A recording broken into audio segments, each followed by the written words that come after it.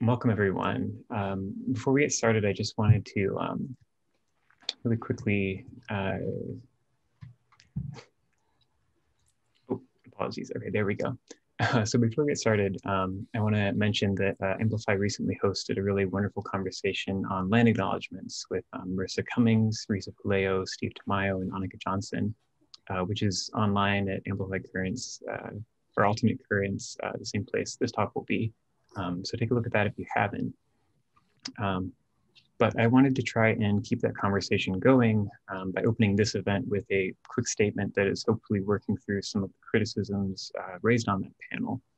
So I want to start by recognizing that the land where I'm speaking from, where I live, where my food is grown, where my drinking water is drawn from, is land which several indigenous nations, including the Omaha, Ponca, Pawnee, Oto, Missouria, and Iowa, were displaced from using illegal coercive treaties and violence. This is also land which, despite these injustices, is still cared for and protected by those peoples. Both indigenous residents of our city and residents of reservations upstream from us care for this land, these waterways, and all of their residents very directly.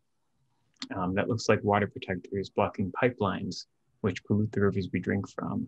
That looks like food sovereignty projects, restoring abundant, self-determined relations between people and more than human beings. A local example of both would be the planting of Ponca corn in the path of the Keystone XL pipeline, which has been going on yearly for the past 6 or 7 years. I also want to acknowledge that it's very easy for settler institutions and individuals like myself to use indigenous ideas and aesthetics for our own personal gain, without respect or reciprocity. And so I want to explicitly frame all of this information, not as a way to absolve myself or even just as a way of expressing gratitude, but in order to recognize my responsibility to be a better relation to those around me and support indigenous sovereignty, including the rematriation of land and cultural materials. So with all of that said, I want to introduce Dr. Zoe S. Todd, who I feel we are extremely fortunate to be hearing from tonight. Dr. Zoe S. Todd is an artist and a professor whose work focuses on indigenous ecological knowledge, specifically Métis legal traditions and philosophy centering fish and the watershed.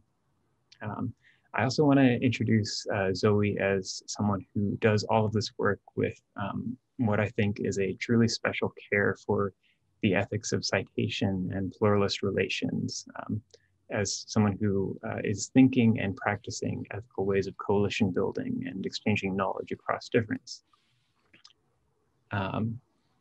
Zoe should also be introduced as the one largely responsible for the existence of this exhibition, as it's very heavily based on a teaching exercise which she developed.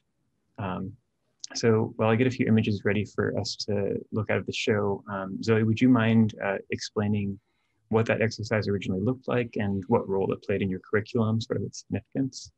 Excellent. Thank you, Corson. So it's such an honor to be here tonight, and I will properly introduce myself in my own language so that you can gauge, my sort of ethical relations as well. But just to give the audience a sense of this really cool exhibit that you've put together.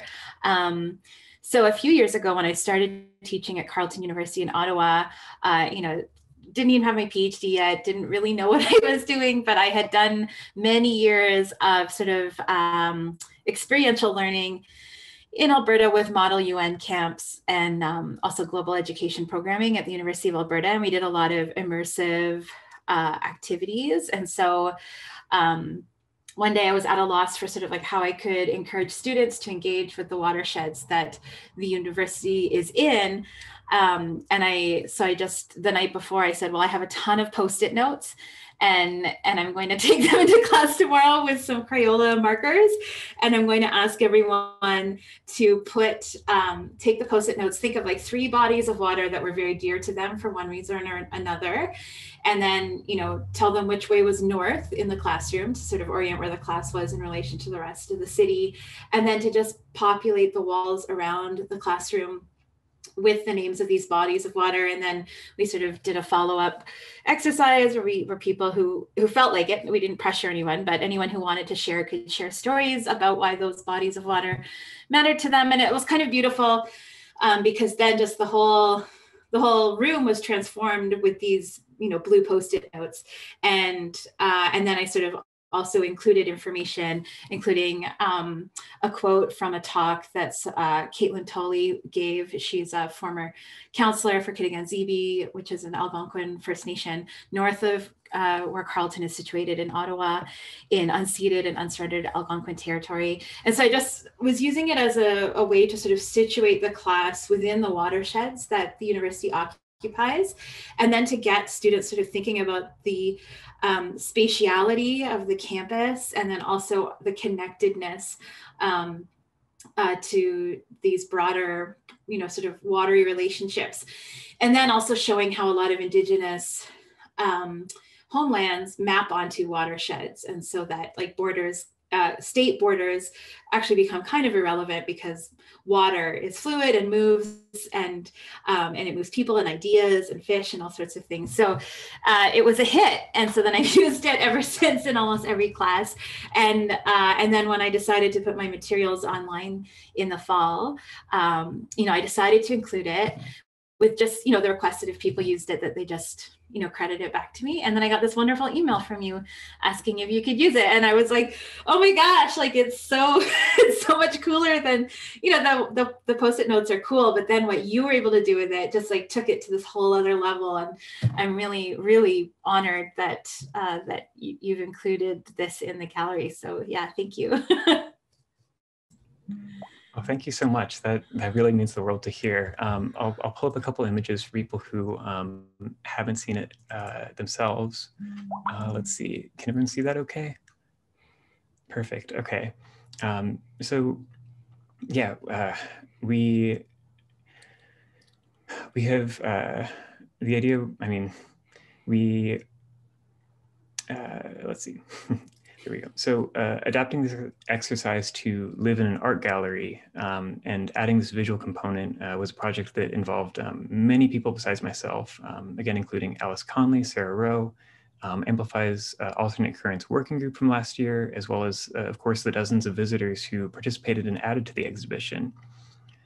So the visual component that we added that you see here is a map of the watershed, positioned so that when you stand in the middle of the floor, you're standing at the gallery's location. And everything you see around you is directionally accurate, like the notes were in the original exercise. So, for example, looking to, on the east wall, you see the Missouri River down there in the same way that it's just a few blocks east of the gallery. Like the original exercise, all visitors are invited to share their own experiences and connections with the watershed to be added to the walls and floors on notes. Let's see. And so when we were sort of adapting these notes, we also sort of broadened the prompt a little bit. We asked people to not just think about places that were really important to them, but also think about places that they were concerned about or mourning even, local instances of environmental injustice. And because these are usually sort of long conversations and long stories that come out of these visits, they don't entirely fit on any of these cards. So the job of the facilitators of the gallery to remember that knowledge and share it with other visitors became really, really crucial to the show's sort of building up this web of relationships between people and the more than human environment. At Sarah Rowe's suggestion, we have also been adding cards with the Indigenous place names of local water features, mostly Umaha and Ponca, but also Pawnee. And we found some really rich connections between the histories and literal translations of these places, or of these place names, and those connections with all the experiences that have been brought in by visitors. Let's see. So, and now that we have all of that background information out of the way, I want to pass things over to Zoe for the talk that she's prepared. And also quickly say that, remember during this talk, you can submit questions down at the bottom on Zoom, and if we have time, we'll get to them at the end. But I'll pass things off to Zoe. Thank you. So thank you so much, Corson and Alice and Sarah and Peter and everyone who's participated to make that possible. Like, that is so beautiful, and it's so cool to see that. And it's really cool to sort of see how that could happen, mediated through the internet. You know, one of the great fears, you know, when I had to move my teaching online, was that I would lose sort of the immersive aspects of how I was trying to teach responsibilities to water and fish and watersheds. And so when we lose the ability to go visit the river physically in class, it's kind of amazing to get to see how you've taken that and built this whole other way of immersing people into their watery relationships. So Tansei, Zoe Nitsigasun, Nia Orapam Suasqueo, Egomaga, Omamuinini, Niwigan, Ginanaskomi Tinowao, Marci Kakyao, Niwako Makanak. So my name is Zoe. I'm a Métis woman, or Esqueo, from Alberta. I grew up in Edmonton. My family has ties to St. Paul de Métis settlement. And also to Saskatchewan, the Fort Pitt and North Battlefield areas, and also St. James Parish in the Red River Métis homeland, which is also Anishinaabe territory in what is currently known as Winnipeg. So I am a Métis woman, but I also have settler ancestors. My mom is a settler and my dad is Métis, but his mom is also white. So I have responsibilities and obligations both to my Indigenous ancestors, but also to rectify the harms that my settler ancestors have wrought collectively on the homelands that we engage with here in what is currently known as Canada. And I'm just really honored to be here today because I love the play that is really obvious in this exhibit. And when Corson reached out, I was really, really touched that someone would sort of take a classroom exercise and then turn it into this beautiful, immersive activity. And it's very much in line with the kind of knowledge mobilization work that a team that I work with at the University of, not the University of Alberta, that's where I did two of my degrees, but at Carleton University, we have a team called Fluid Boundaries, and we had sort of developed an immersive proposal that was shortlisted. It was one of the potential teams to represent Canada at the 2020 Venice Biennale. We weren't the ones that were chosen, but I think that what we developed was really beautiful. It was sort of an immersive space that was meant to bring the visitor into the space as if they were a fish, and to sort of experience sort of a refraction of their world through sort of this immersive watery environment. And get them to think about their collective responsibilities to fish. So I'm just going to I'm just really going to chat at you for 30 minutes about fish and art and science and kind of how those have come together in my work. And then I will try very hard to leave time at the end for questions so that we can just have a bit more of collective engagement. But yeah, I guess I wanted to just sort of share with you some of the work that I've been doing. I'm initially trained as my first degree is in biological sciences. So I have a degree in biology, and I started that really with the hopes of actually becoming a doctor, a medical doctor. But I actually am scared of blood. And it became very clear that I couldn't go into medicine. And so then I was looking for other ways to kind of enact my responsibilities to community, and found my way eventually into environmental anthropology. And so my work today really focuses on collective responsibilities to fish as non-human persons or kin, depending on your positionality, in freshwater locales in Alberta, where I grew up. And you may know of Alberta as sort of a Western province in Canada that relies very heavily on oil and gas extraction and other forms of non-renewable resources. And fish have faced a lot of very deleterious consequences because of these heavy settler extractive economies in Alberta.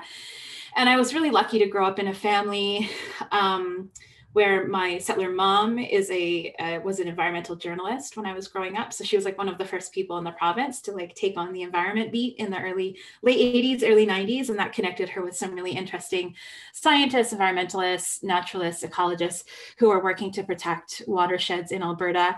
And then my Métis dad, he is an artist and he's also a boat builder. He builds to this day still builds boats by hand so that he can go out on lakes in and around Western Canada. And then my stepdad, Wayne Roberts, who passed away 3 years ago, was a zoologist with a specific interest in fish, in amphibians and reptiles, with a deep passion for sort of protecting wetlands and freshwater fish explicitly in Alberta. And so the three of them have really deeply shaped sort of my passion for fish. And so I am a quote unquote failed scientist. I didn't find a very welcoming space to study science in the early 2000s as a Métis person. But what I did get to do in the end was work with sort of more iterative approaches to understanding how fish weave their way into people's worlds, both Indigenous and non-Indigenous back home. And I had the incredible privilege to work with fishermen in the community of Paulatuk in the Northwest Territories over a number of years, doing 2 different projects with the community that really brought me into a much richer understanding of the role in fish in Indigenous law, and also the foundational importance of Indigenous legal orders in what is currently known as Canada in protecting fish. So in that sense, Indigenous cosmologies, philosophies, legal orders in what is currently known as Canada, which are very diverse across First Nations, Inuit, and Métis communities, but something that is, pretty, central and certain is that every part of Canada is a fish place. Fish are present in every part of the country, and every Indigenous nation or society in the country has a sort of specific understanding of how fish play into their governance. And so I'm really interested in helping settlers to understand that fish are more than just species who cohabit with us, but that are actually integral political actors in shaping the country as we know it. And so when we are approaching questions of water conservation or fish conservation, we're not just looking at fish as, sort of a species that happens to be impacted by human behaviors, but actually that fish are integral to the very existence of the country. Fish came long before us. If we do our job properly as good relations, fish will exist long after us. Fish have been around for, roughly 500 million years on the planet, have survived multiple mass extinctions. And so Leroy Littlebear, who is a Blackfoot Kainai scholar, an eminent scholar in Southwest Alberta, he at various points in different talks that he has given over the years, has talked about the fish and the importance of fish as teachers to humans. And so to sort of paraphrase something that he has said in the past, and he said explicitly in a talk that he gave in 2016 at the Congress of Humanities in Calgary, he said, think about it, the fish has been around long before the Neanderthals, long before the dinosaurs.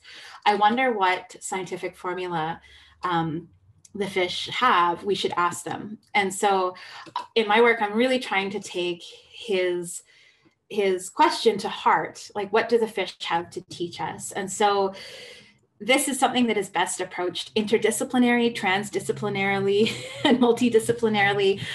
So I work with a team of really fascinating people who collectively are bringing together as many different methods and approaches as we can to try and understand, what do the fish have to show us how to be better relations in places that we are today. Obviously, we're building out from kind of relationships in Alberta. So we're not trying to say that people elsewhere have to do what we do within Indigenous and non-Indigenous cosmologies in Alberta, but rather that we're sort of looking for all the different ways that fish can act as the glue to a lot of different societies. Because if fish are doing well, then a whole bunch of other things are doing well. But if fish are not doing okay, considering the fact that they've survived 500 million years on the planet, but are barely surviving white supremacist, colonial, capitalist, extractive paradigms, there's something there. It's very urgent for us to look at to figure out how to do things differently. I hope this is making sense. So, as a quote unquote failed scientist, but who still has a deep passion for trying to understand what the fish have to teach us, one thing that I turned to in trying to sort of communicate fish ideas to the public was I started drawing fish. So my dad is an artist. I'm not a trained artist. So everything I'm doing is kind of just, I figured it out as I go. But my dad does have a formal BFA, Bachelor of Fine Arts, from the University of Alberta, which he got when I was a little girl. And, he taught me some of the very basics of, how to draw, how to, color theory, things like that, and a little bit of art history as well. And so, it was sort of like a really natural progression to go from writing about fish, thinking about fish, listening to fish stories, trying to understand, fish through time on the land with knowledge keepers and experts, to then drawing fish, especially when I've had to spend sort of most of the last decade outside of Alberta, out of the watersheds that I grew up in, and also that many generations of my Indigenous ancestors have been tending to. And so I started drawing fish in 2016, well, actually the fall of 2015, and kind of have never looked back. And so this is one that I drew in response to sort of white supremacist actions in the US, but we also have really problematic and terrifying white supremacist movements in Canada as well. And one thing that I really think about is in that 500 million years that fish have existed on the planet, they have never once, fomented fascism. They definitely are anti-fascist. And so I've explicitly stated that through this walleye here. And and so thinking about, really trying to think about, how do you get people to think about what the fish have to tell us? One thing I found is that almost everyone has a fish story. Whether you grew up fishing or not, fish have played some kind of role in your life, whether it's eating fish or not liking fish, or, encountering fish in aquaria. There's so many different ways that we can come to engage with fish. And you don't have to be the epitome of the Western environmentalist who spends all their time out in the woods hiking, to be an expert on fish. Everybody has some kind of entanglement with them. And what I'm really interested in is how can those fish stories help us reorient collective societies, collective and plural societies, and what can we learn from one another across these fish stories? It's really interesting to sort of think about how, through my work in Indigenous communities, certain fish are very valuable in one community, but then might have a different role in another. And that sort of speaks to sort of specific relationships and responsibilities that a community might have with fish. And so it's at the intersection of those pluralities of stories that we really start to kind of build different ways of organizing society, if that makes sense. Really thinking through, what does sturgeon mean to the city of Edmonton? What does whitefish mean to the city of Calgary? What does it mean in Toronto for the salmon to return? These are all really important questions, and they're actually really big questions, because if you just take the fish as sort of a beginning point, all these other relationships come with them. And so that's another reason I really enjoy working with fish and thinking alongside them. It's just because they are very captivating. And, and one thing I really wish is that more people would be able to spend time with fish in watersheds, and the better job we do of protecting and restoring watersheds, the more people have opportunities to come to know the fish who might have been extirpated or, heavily impacted by urban development or pollution or resource extraction or pipelines in a given place. So this is a shortjaw cisco. It's not, heavily prevalent in Alberta, but I just really like that's sort of the character that it has. So this is a drawing I did recently in the fall. And then also through the work that I've been doing with the collective that I work with, I've also been doing sort of a lot of like playing with layering of images and temporalities and doing sort of like short animations to kind of think through kind of what my colleague and friend Ame Kangiser would call attunement to place. So learning to listen and listening in a way that calls upon settlers, colonizers, people who may have a fraught relationship to a place that has been dominated through violence and genocide, to really consider like what are we being called to do to be in better ethical relationality to place, and not in a way that replicates or appropriates from Indigenous peoples or First Peoples, but instead sort of asks, there's a limit to what I am supposed to know, but I still have responsibilities to place and to more than human beings that require that I carry myself in a way that is attentive, that is thoughtful, and that is conscious of the impact that I have in place. So given that I live outside of my traditional homelands, I think a lot about what my responsibilities are to Algonquin people in Ottawa, and how can I be in better relation, given that they're continuing to fight genocidal incursions into their lands. So I think, I've been playing with a lot of sort of drawings and layerings, and through that sort of thinking through how can I be in better relation. I know it's fairly ephemeral and it's very different from the scientific work I set out to do 20 years ago.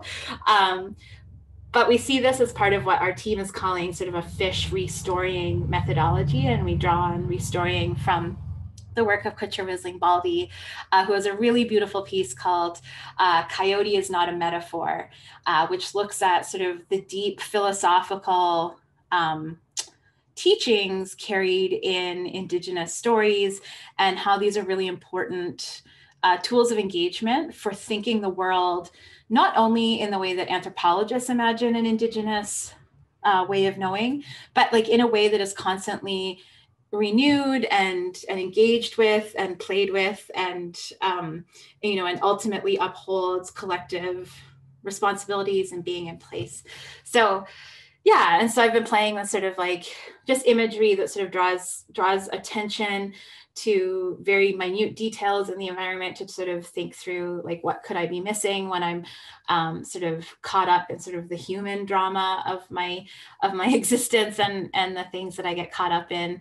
Through being an academic, sometimes you can just sort of like rush through the world and forget that there are very specific, explicit things being communicated to us in the places that we are. So this is just sort of me playing with an image of ice that I took just from the gravel driveway outside my little house. So I don't know that I have like a really, I don't have like a central message to sort of share for this talk, other than it's just really exciting to see people engaging with sort of an immersive, attentive relationship to place, and really sort of taking the time to think about, where are we situated? How did we get there? What urgencies sort of emerge from those considerations? When we're standing in lands in Canada or the US, we're being called to pay attention to histories of anti-Black racism that have been brutally executed across the country that continue to this day. We're thinking about violations and dispossession of Indigenous peoples, nations, and societies. We're thinking about the ways that non-human persons, more than human beings, fish, plants, rocks, other beings, are violated in the name of economic growth, economic development, imperialism, military incursions into other nations around Earth.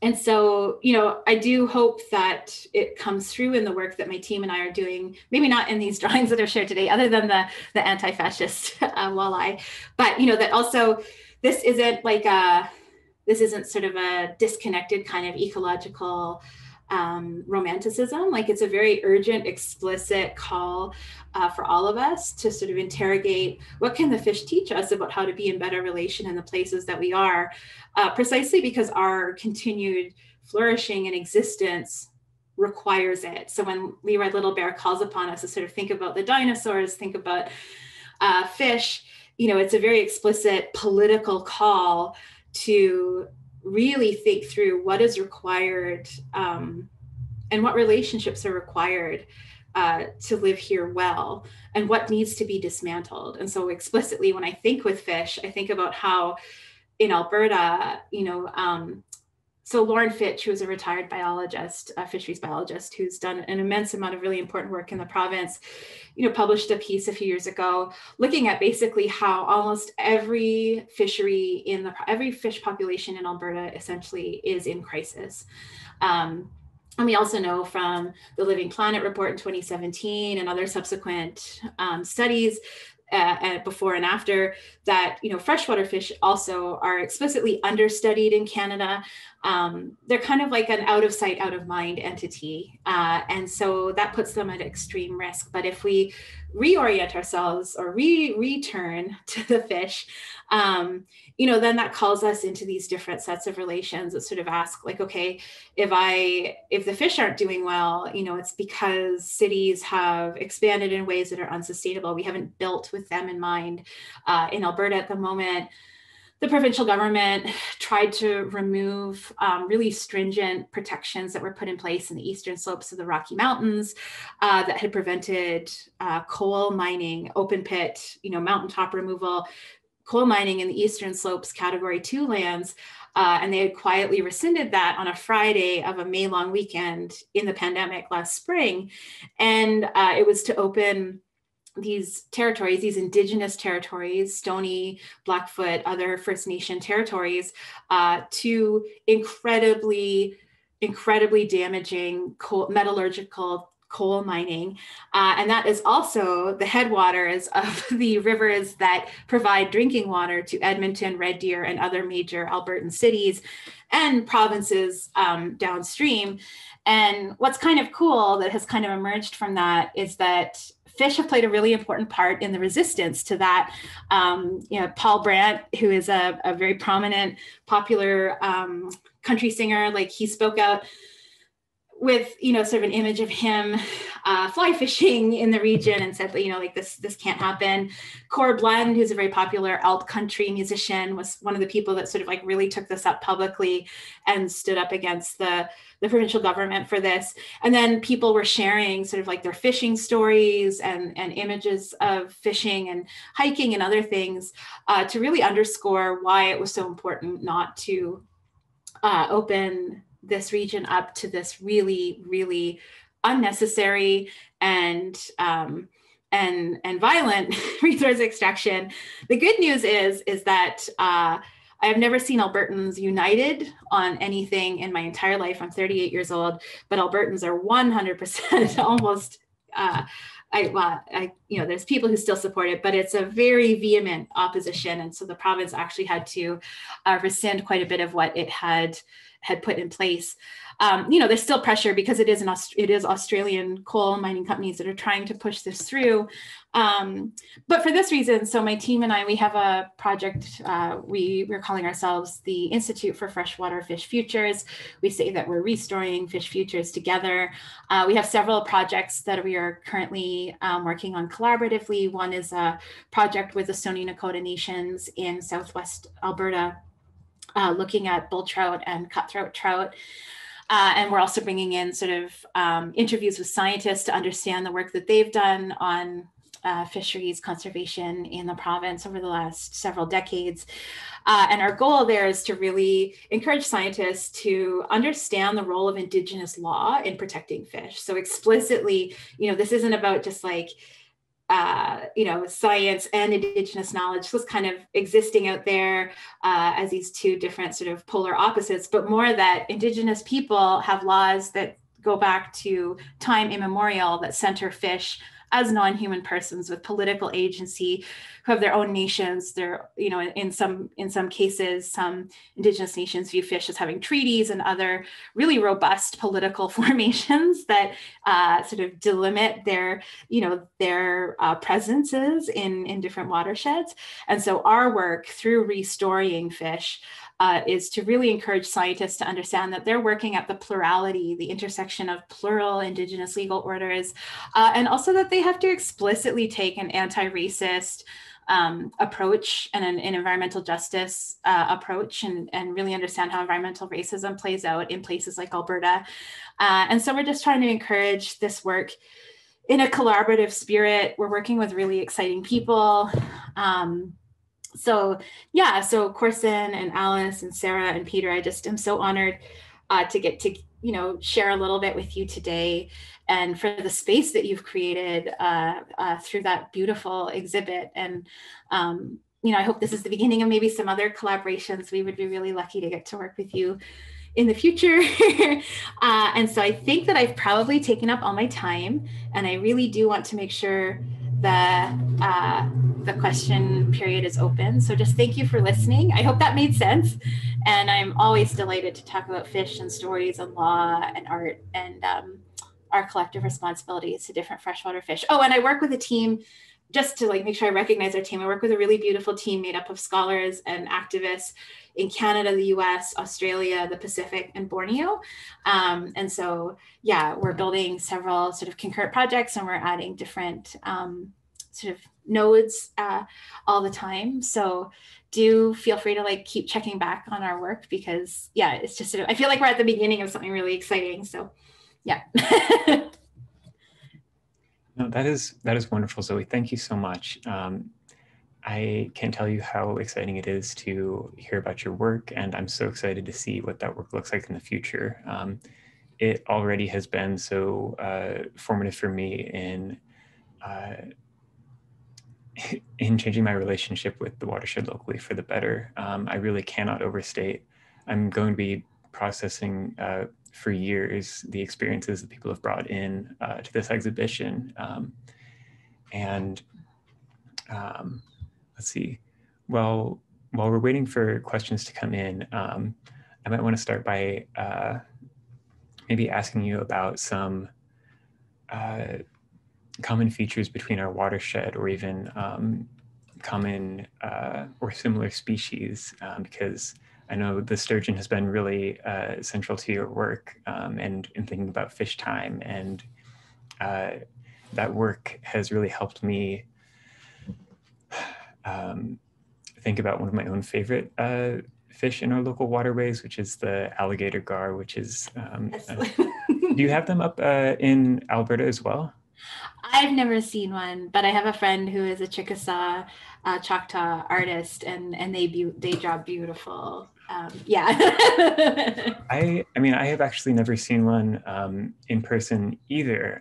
The way that, I connected to this fish, or that, I don't know, or it could also be articulated as this fish let me know that it was here, was that I found it beneath a perching spot of some fishing bird of prey. I think a bald eagle, and found some of its remains. And so I don't know, your work on thinking about how we listen to the fish has kind of opened up that possibility for thinking about even animal remains, and the hunting relationships involved in producing those remains as a way that fish communicate with us. But if you wouldn't mind sharing a little bit more about the sturgeon in ways they might be similar to alligator gar, being, these old fish of an entirely separate system of time than us. I would love to hear a little about that. Yeah, so I grew up in Edmonton, and Edmonton in the 50s still pumped raw sewage into the North Saskatchewan. So the North Saskatchewan is also known as the Saskatchewan-Sipi. It's a water body that forms in the Rocky Mountains and flows, sort of through central Alberta and makes its way to Saskatchewan, where it joins the South Saskatchewan and then continues. And so I've never actually seen a live sturgeon, but I grew up in this place where they've been incredibly important for a very long time. And they're actually, like, sturgeon is actually part of a Nihio, like, Plains Cree story cycle, which I feel I can talk about because public versions of it have been shared. And so, like, sturgeon are really important in the region, but it's taken a really long time for them to recover from the impact of urban development, raw sewage. And then Frank Tuff and others have talked about how the fur trade especially also had a very heavy impact on lake sturgeon, for example, and that's what we have in the North Saskatchewan, or lake sturgeon. And so, but I became really captivated with them when I was in Scotland, because I've written about this. Like, there's a theory that actually the Loch Ness Monster is a Baltic sturgeon, and just a very big one that sort of, like, periodically, probably a really big, sturgeon has made its way up the River Ness and into Loch Ness. And what people have been seeing is actually just like a lovelorn sturgeon looking for a mate, and then there's nobody there, and so it leaves. And so I was on a visit to Loch Ness with some cousins who were Métis cousins who were visiting from Canada while I was living in Scotland. And we went to this, like, kind of cheesy Loch Ness experience. And I just remember sitting there, you go through these different rooms, there's like animatronic things, and, it's kind of amazing. And then we got to the end, and then they're like, and it could also be a sturgeon. And it was just like, so then I became very obsessed with them. And that's where this character that I've sort of written about, that I call the Ness Namwayo, who's like this lake sturgeon from the prairies that has, dealt with the near extirpation of lake sturgeon in the North Saskatchewan and the slow rebuild of their population, but actually who had, like, made their way to Scotland to sort of be like, I got some things to tell you about the impact that Scottish, people have had on Indigenous peoples and non-human beings in the prairies. So, but obviously, like, Kyle Powis-White has written about sturgeon, and he's done actual work with people who are doing sturgeon recovery work. But, I think there's something also about sort of that, like, the charismatic megafauna sort of aspect to fish like sturgeon, that they can just get so big and they live so long. And, they can actually live periods that are longer than the existence of Canada. And so that opens up all these questions about, like, if a state is so important, like, but it's younger than a fish, like, what, it has, why does it have such a high opinion of itself if, it's not even one extraordinarily long lake sturgeon lifetime. And so then I also really enjoy how sturgeon disrupt kind of temporalities, because they've been on the planet for millions upon millions of years in different iterations. And similarly with oh my goodness, I'm going to forget the name of them, lampreys, also, like, very old, very, very old fish, in different iterations. And they have things, I think, to tell us too. But a fish that I did spend a lot of time with, that I can concretely say that I spent a great deal of time eating and catching, and our northern pike, or jackfish, which are some of my favorite fish. And so I have a lot of stories. And actually, before my stepdad died, the last time I was able to go home was about a year before he passed. And he said, "Oh, I've got some fish on the stove," and it was some pike that he had caught on his land. He had some rewatered wetlands that he cared for in central Alberta. And so the last fishy kind of entanglement I had with my stepdad was some pike that he had caught and cooked. So fish are good to eat.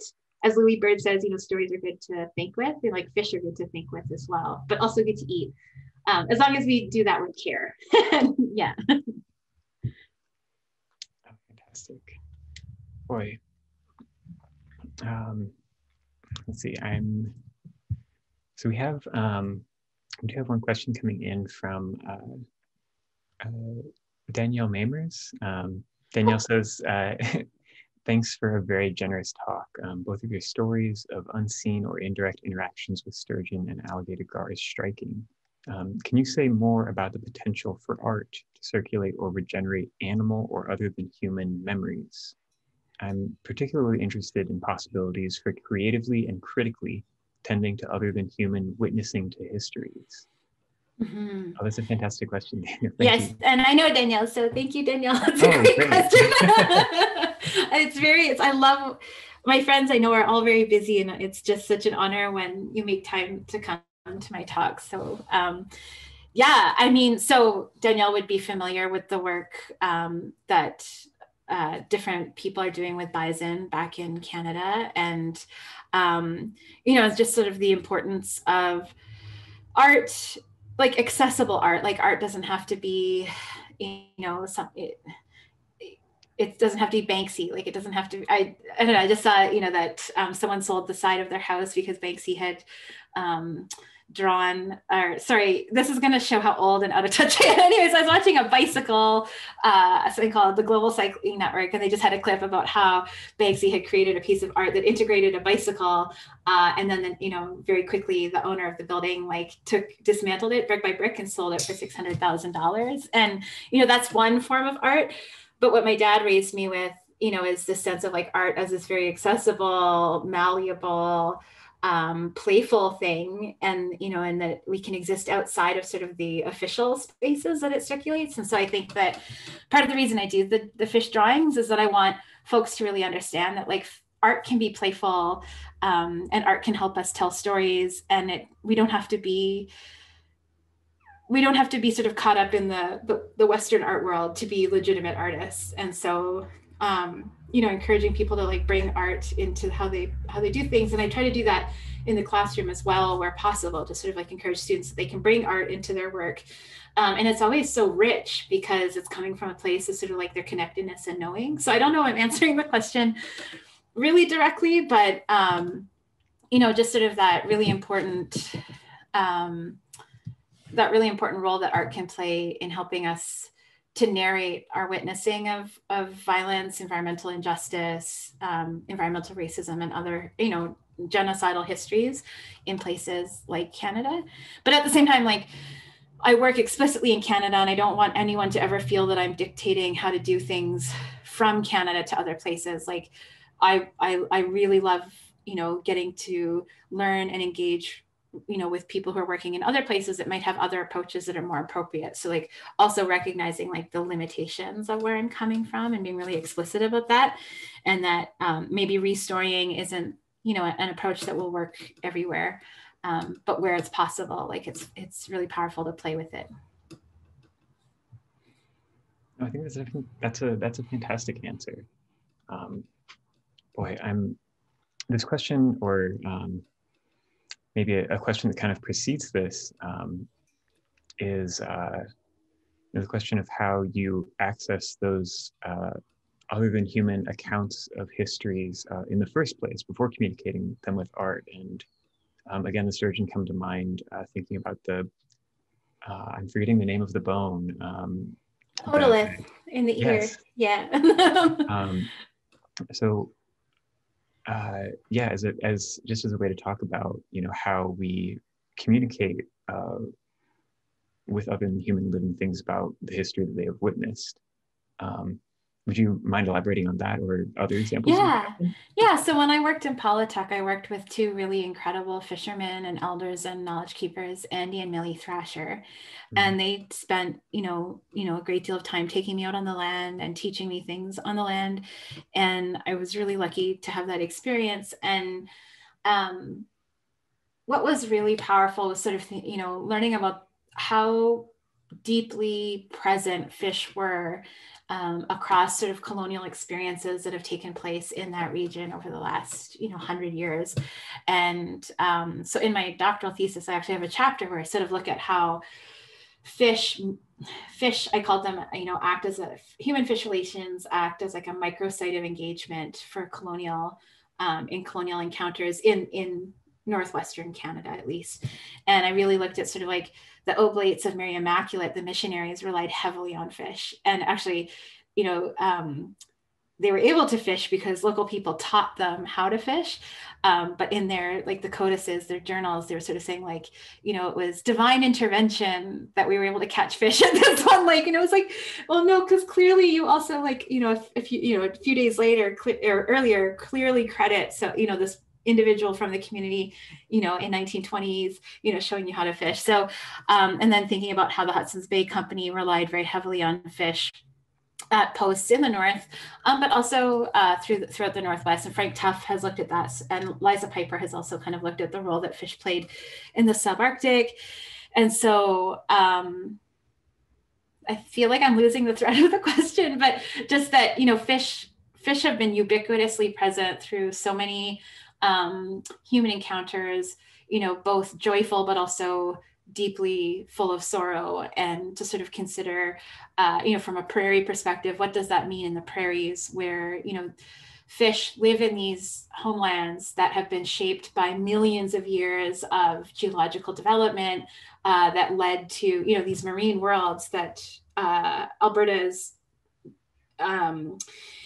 in a place that used to be the Western Interior Seaway, which was a seaway that at times stretched from the Arctic all the way to the Gulf of Mexico. And what that left behind through the specificity of time and pressure is oil and gas.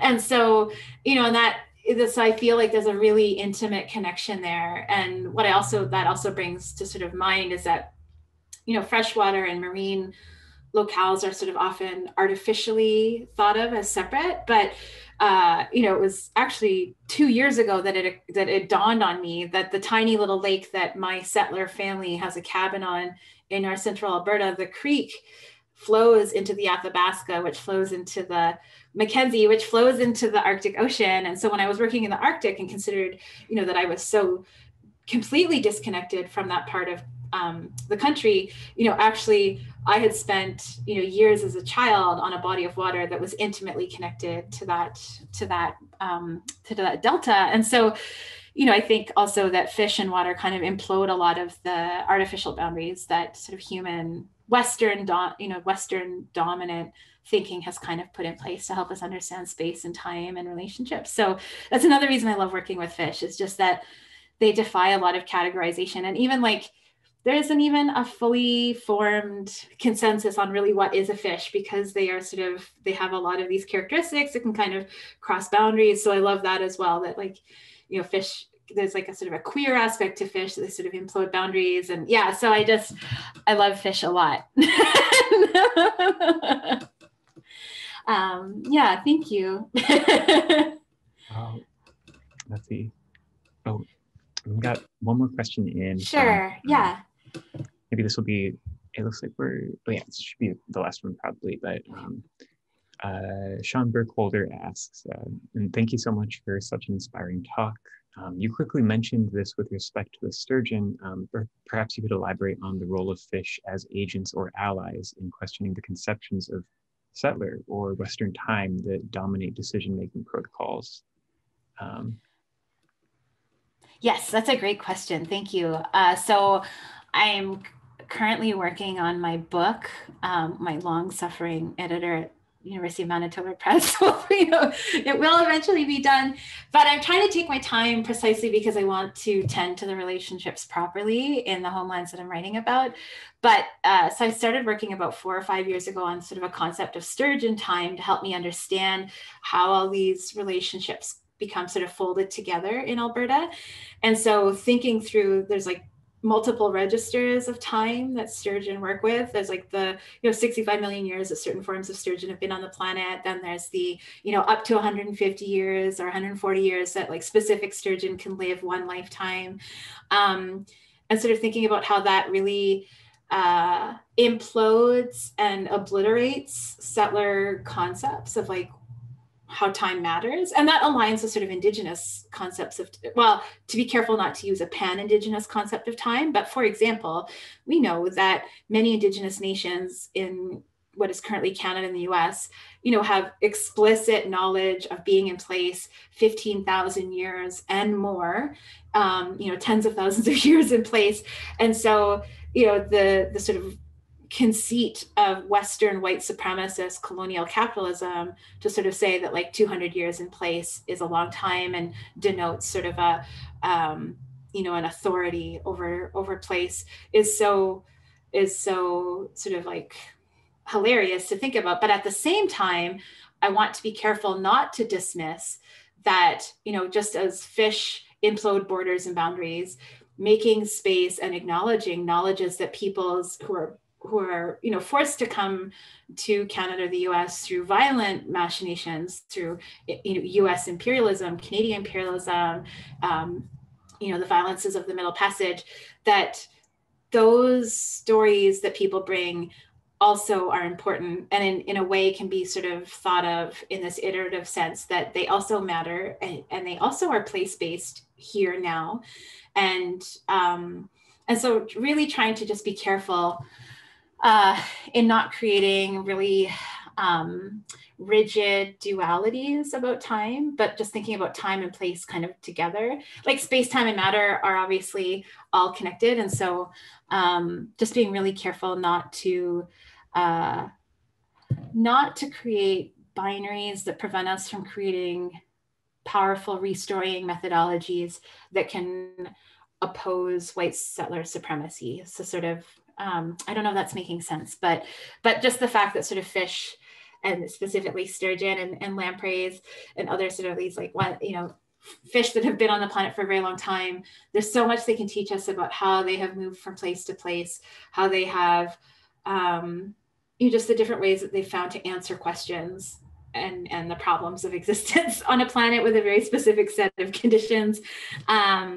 And so, yeah, that's sort of what I'm trying to think through in that part of the book. Whether it gets published or not, will depend on, what direction the planet goes. But it has been really fun to think with Sturgeon time as I'm sort of playing with it, just because they really sort of show that this artificial enforcing of a post-Enlightenment universalist sort of understanding of the world that was put in place by white Christian men, as Sylvia Wynter sort of really powerfully shows us, it has nothing on fish knowledge, because they've just been around so much longer, and we have so much to learn from them. So I'd rather listen to the fish than Heidegger.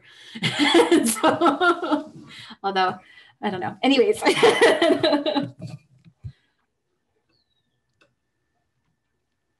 Oh, no, that is a fantastic answer as well. And I think a fantastic answer to close on. I'll be looking forward to the book whenever it comes out. In the meantime, in closing, is there anything else that you are up to that you want to draw attention to or point people towards? I'm just really thankful. And I saw that my colleague Ozair was in the chat. And so a shout out to Ozair and everyone I work with, Ozair, Lorelei, Bill Snow, Janelle Baker, June Rubis, Ami Kangiser, Karen Lutsky, Emily Desrochers-Tuljean, all of the Fluid Boundaries team. I feel like I'm winning an award at the Oscars. So, it's we just have a really beautiful team. And we're so lucky to work with them, and we're continuing to sort of build these networks. And so, do check out our website and our different social media platforms, because we're going to be adding projects as we can, and we're going to be hustling as much as we can. And we really love working with people who are centered in reciprocity and care and passion for fish and water and other aquatic species. So we hope that we'll see some of you in the future if what we do is resonating with you. And my explicit goal is to liberate the ill-gotten funds of these settler institutions and return it to people who are doing the work on the ground. So, which is a line I steal from my friend Joanna. But yeah, I just am very honored to sort of get to be here today with all of you. So thank you for taking the time. Oh, perfect.